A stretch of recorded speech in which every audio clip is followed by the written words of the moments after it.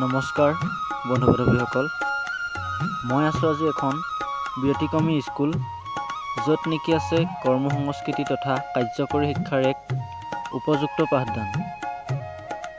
এই স্কুলখনৰ গোটেই চৌহদটোত ফল মূলৰ গছ, শাক পাচলিৰ গছ আদিৰে ভৰপূৰ।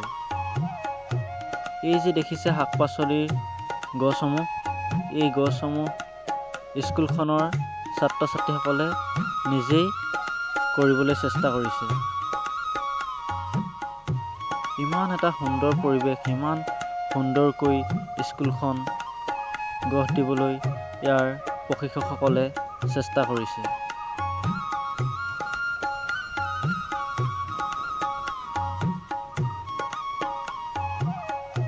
আহকচোন আজি আমি এই বিদ্যালয়খনৰ চৌহদটো উপভোগ কৰোঁ।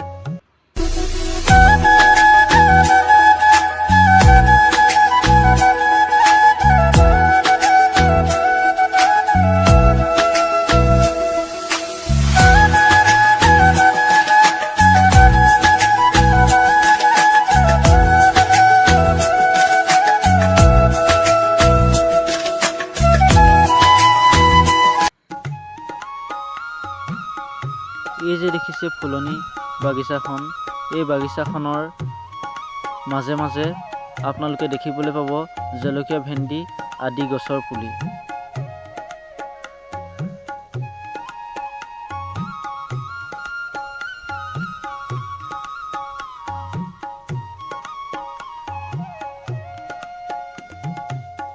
এয়া হৈছে জলকীয়া পুলি।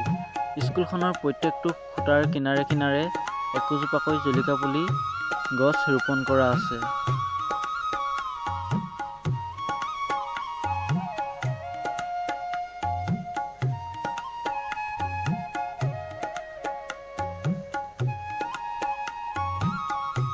এয়া কঁঠালৰ গছ।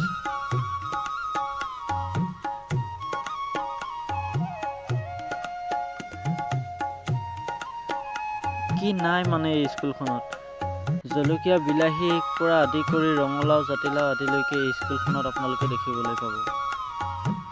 এইবিলাক জলকীয়াৰ গছ, ভেন্দি গছ।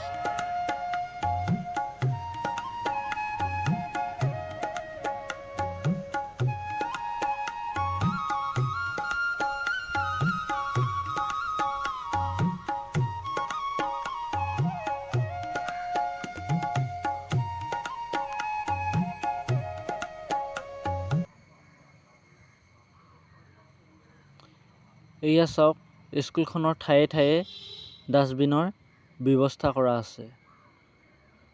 আপোনালোকে হয়তো ভাবি আছে এই স্কুলখন আছে ক'ত।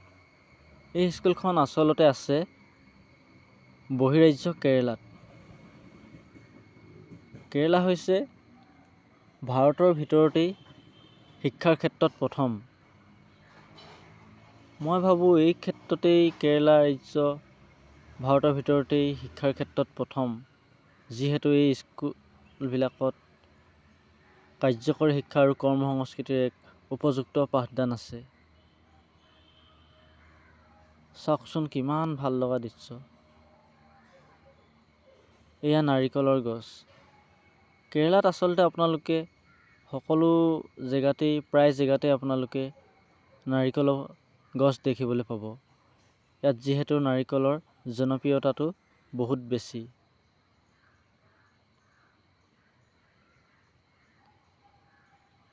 চাওকচোন কিমান সুন্দৰকৈ স্কুলখন গঢ় দিবলৈ চেষ্টা কৰিছে।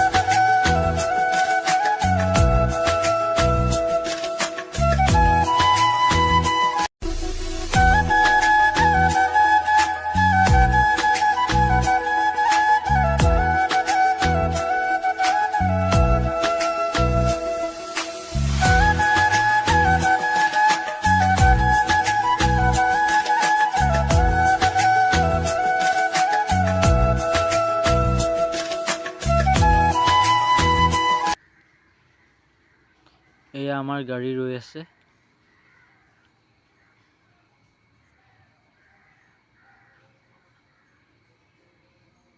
এইফালে দেখিছে ডাংবডি গছ, কিমান ধুনীয়াকৈ ৰছীৰে এখন জাল বান্ধি দিছে গছবিলাকে বগাবলৈ সুবিধা হ'বৰ বাবে।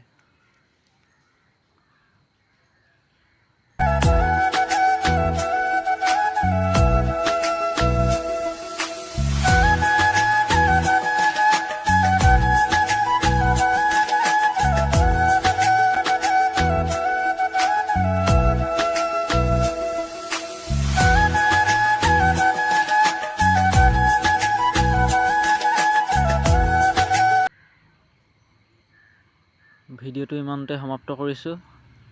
আমাৰো যাবলৈ হ'ল। আকৌ এটা নতুন ভিডিঅ'ত সকলোকে লগ পাম। গতিকে বাই বাই।